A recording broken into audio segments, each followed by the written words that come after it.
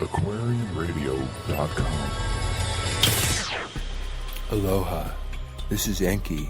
You know me as Aquarius, and this is our age, the Sata Yuga. Time to celebrate with us. We have programs on all chakra tantra, love styles and relationship choices, counseling strategies and techniques that you can use at home. We have extraterrestrial radio where we deal with alienology, paranormal people, and we have an experiencers network. We have a section called Ancient Aliens, and the programs therein are Enki Speaks, Nimma, the Mother of Humanity, has her program, and we revise ancient anthropology. And most important of all, we have peace paradigms, because this is the age of peace. Harmony and understanding, sympathy and trust abounding. No more falsehoods or derisions. Golden living dreams of visions, mystic crystal revelations, and the mind's true liberation.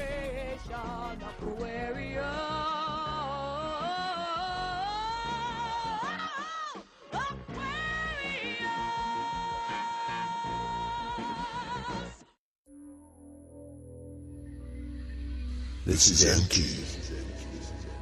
It is I who 300,000 years ago created your race, and 200,000 years ago it was a lot of fun. Made it even better with some of the pretty girls. And it is I who saved you from the flood.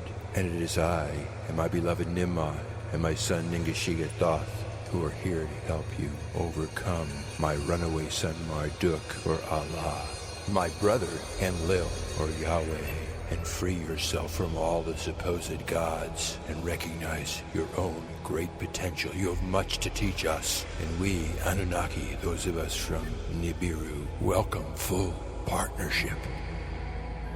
And here are your hosts, Janet and Dr. Sasha Lesson.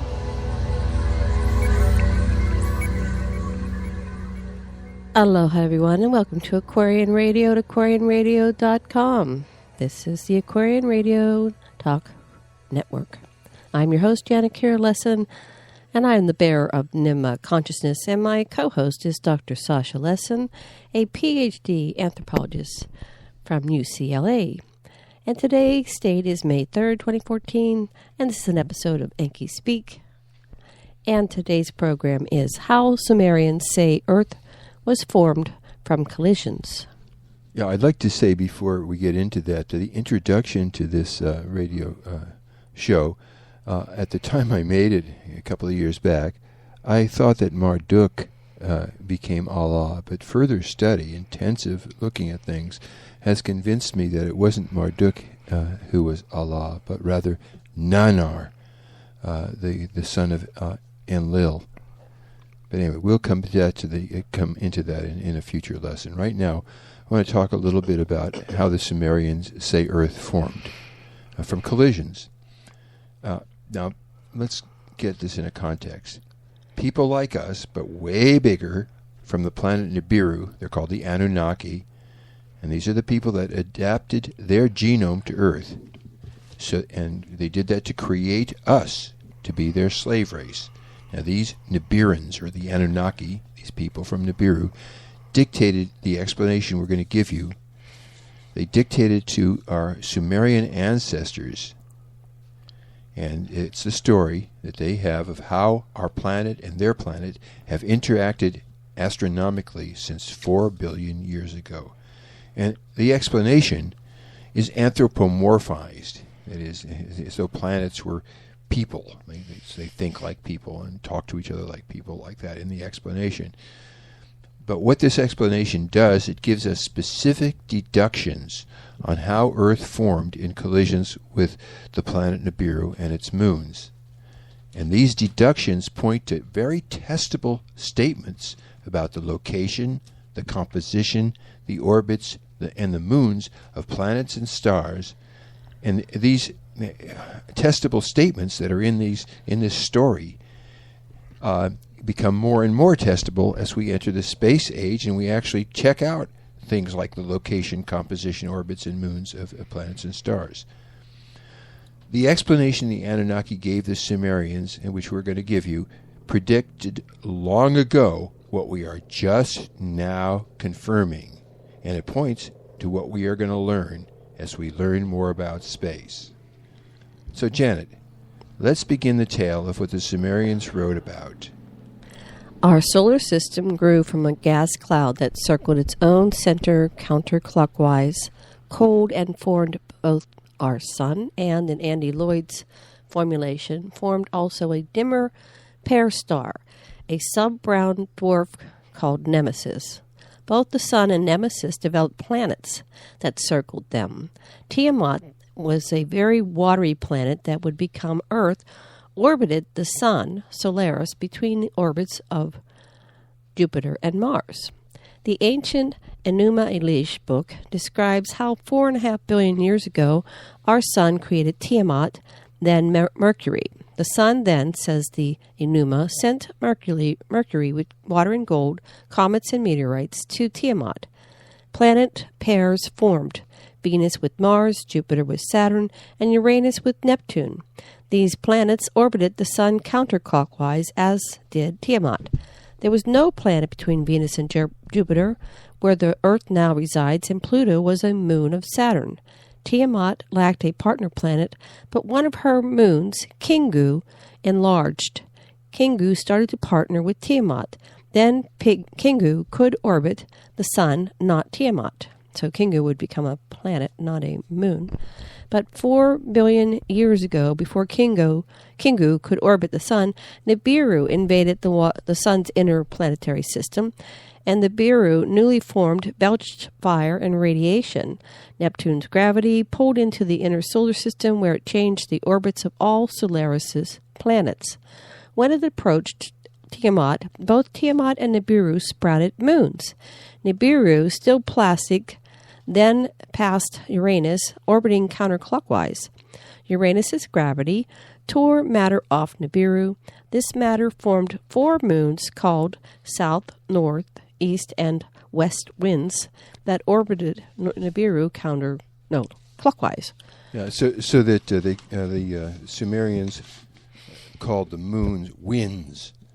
In the first hit, as Nibiru passes through the inner solar system, poor Tiamat got Nibiru and its moons whapping it. The Nibiran moon, called Northwind, hit Earth. Boom. Tiamat and Nibiru, this time around, as it passed through, didn't actually strike, but some of the moons now formed around Nibiru as it passed Uranus, and some of these moons hit Tiamat. Tiamat lost 3 of its moons and tore 4 moons from Uranus. When Nibiru passed Uranus, it tilted Uranus's orbit, and we'll see later on it tilts it even more. Nibiru's gravity forced Tiamat's new sprouting moons from their counterclockwise orbit into a clockwise orbit like Nibiru was going. The 12 new moons then circled Nibiru instead of Tiamat, and they formed what's called the retrograde orbiting comets. Nibiru's perigee, coming closest to Solaris, sucked all the air off of Kingu, which was going to become the pair to Tiamat, and the perigee sucked Kingu's orbit, blocked it, so it couldn't go around the sun anymore, and so it stayed stuck on the Earth, and it became Earth's moon. Then Nibiru and its moons knocked Tiamat to chunks. Some 200 million years ago, as Nibiru again transited the inner solar system, the gravity of Jupiter and Mars tore 3 more moons, Evil Wind, Whirlwind, and Matchless Wind, from Nibiru. Evil Wind struck Tiamat. The collision knocked bits of Tiamat and its waters into clockwise orbits. Tiamat got genetic building blocks from this moon that Nibiru had developed that we call the comets. The comets were thus formed, and they were in a retrograde clockwise orbit. The comets were retrograde clockwise. Then Nibiru itself hit Tiamat and split Tiamat into 2 parts. The collision gouged a huge gap, the Pacific Basin, in the upper remains of Tiamat, leaving more of Nibiru's genetic material on Earth. Nibiru knocked all the remaining landmass into a single continent on the side opposite the Pacific gauge? Gouge. Gouge. Should be Sorry. gouge. Also, there was another mistyping. It was 200 billion years ago. Oh, not yeah, million 200 years ago. billion years ago, yes. So this happened 200 billion years ago, Yeah. not million. That was a typo. And it isn't Okay. a gauge. It's a gouge. And it's a gouge. Yes, not a gauge, it's a gouge. Okay, so the next thing happened. It gets worse. Nibiru's moon north wind hit the upper part of what was left of Tiamat and knocked it from its orbital position between Mars and Jupiter into its new orbit. That's where we are now, between Mars and Venus. In this new orbit, Earth stabilized and began to rotate on its own tilted axis as it revolved around Solaris, our sun. The next time Nibiru passed through the inner solar system, it hit the lower part, the body of Tiamat's remains, and we call the shards, these remains, which careen off into space when they get hit, asteroids. The Nibiruans called them the hammered belt, or the hammered bracelet. Earth's crust formed 4 billion years ago on continents, but formed 200 million years ago under the Pacific. Yeah, that was it. Is that right? That's correct. The crust, which is 12 to 45 miles deep on land, lies but 3.5 to 5 miles under the Pacific Ocean. When the evil wind and Nibiru hit Tiamat, no crust remained in the Pacific Gap, only a gaping hole. After collisions, silt ran into the gap from the land, and volcanoes spewed lava into it, and they created the thinner crust under the Pacific. Evil wind and Nibiru broke Earth's crust into slabs. Then Earth attained the shape of a globe dictated by forces of gravity. Waters gathered into the cavity on the torn-off side, and dry land appeared on the other side of the planet. Breakup of the Earth's crust, plate tectonics, differences between continental and oceanic crusts. This is the emergence of a Pangaea, which is a single continent from under the waters. The primordial encircling ocean led our scientists to confirm the Nibiruan model of Earth formed after evil wind, then Nibiru hit Tiamat. Nibiru stabilized into a 3,600-year orbit. However, in 10,900 BCE, Uranus drifted further away from the sun. All the planets were drifting away from the sun. And when Nibiru came close, now it intersected orbits, and Nibiru sped up toward Earth and started going faster than just 3,600 years. As Nibiru flew by, Uranus caught a moon of Nibiru. This moon is we now call Miranda. Miranda became a moon of Nibiru, and it circled Uranus. It became a moon of Uranus. It used to be Nibiru's, but now it's circling Uranus. So from 10,000 BCE on, Uranus has sped Nibiru's orbit to 3,450 Earth years rather than 3,600. It's going faster. Nibiru returned to perigee in 7,450, 4,000, and 556 BCE, and it next returns to the solar system in 2,900 CE, the current era, not in 2012, as it would have if it had kept the earlier 3,600-year orbit. And see, that was what had gone on for like 120 or 180 shars. And then it was this drifting further away from all of the from the sun of all the planets as they moved away, that made Uranus get in the way of Nibiru and sped Nibiru up. So what's coming through now is probably the Lagrange points, the 180-degree Lagrange points, stuff on the orbit of Nibiru, and that's what's probably upon us right now. And Nibiruans can communicate with and even travel to Earth they can even travel to Earth, and they did this both before and after Nibiru's perigee in the two heavens gates. What is that? What's a heavens gate? The heavens gate is just before, as Nibiru approaches. That's one heavens gate. You can ride your rocket ship in the same direction as your as your planet's going, and you can land on Earth, and you can spend a couple of months there. That's the first Heaven's Gate. And then the next opportunity is you got to get on your rocket ship and get it up there before Nibiru gets too far away, and that's the second Heaven's Gate. So the infrared imaging satellite and Naval Observatory confirmed Nibiru. NASA attempted to hush up Nibiru's discovery in a published then denied. It was a published article. Then they denied the IRAS sighting. This is the astronomy coming in from the South Pole, right? Yeah, NASA stands for Never a Straight Answer. No, National Aeronautics and Space Agency. Also, never a straight answer. Okay, so how, Sasha, did these astronomical events make life possible on Earth? Genetic material from the collisions seeded Earth with genetic material from Nibiru. The collisions also created our moon. And remember, our moon used to be, it was going to be a planetary partner to Tiamat when Tiamat was the proto-Earth. When Nibiru and its satellites passed through the inner solar system, they ripped off gold, heavy meteorites from Mercury. And these meteorites plunked into Earth. Some of them got up on Mars. The gold from Mercury set Earth up as a gold depository. And that's what was going to attract the Nibiruans to come to Earth to get the gold. To get the gold, they created us, the slave race, to dig the gold and to serve them building, mining, helping them kill each other and kill armies of us fighting on their sides, and to stock their tantric temples, of course. Nibiru caused the deluge of 11,000 BCE. And then, since 10,900 BC, every 3,450 years, Nibiru passes through the inner solar system between Mars and Jupiter and creates solar storms, volcanic eruptions, and earthquakes on both Earth and Mars. 65 million years ago, when Nibiru neared Earth, it or its moons or a meteor shower it created tilted Earth's polar inclination and affected the seasons on Earth.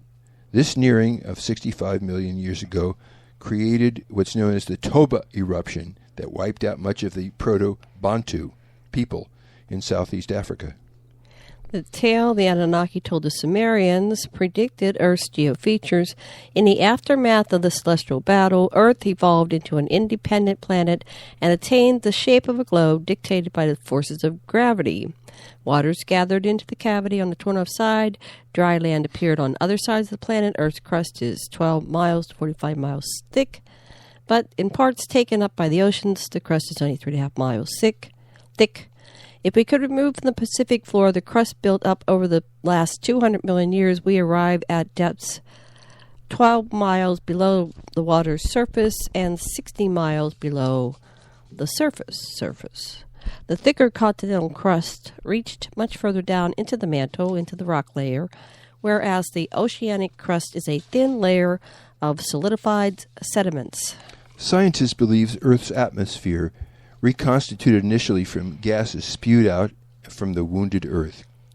The clouds thrown up from these eruptions shielded Earth, and it began to cool. The vaporized water condensed and came down in torrential rain. Oxidation of rocks and minerals then made the first reservoir of higher levels of oxygen on Earth, and plant life added the oxygen and carbon dioxide to the atmosphere and started the nitrogen cycle with the aid of bacteria that the terraformers introduced. Right. So this is how life came to the Earth, and it continually is. We have other things coming in that land and introduce life, and so anyway, et cetera, et cetera. That's our show today.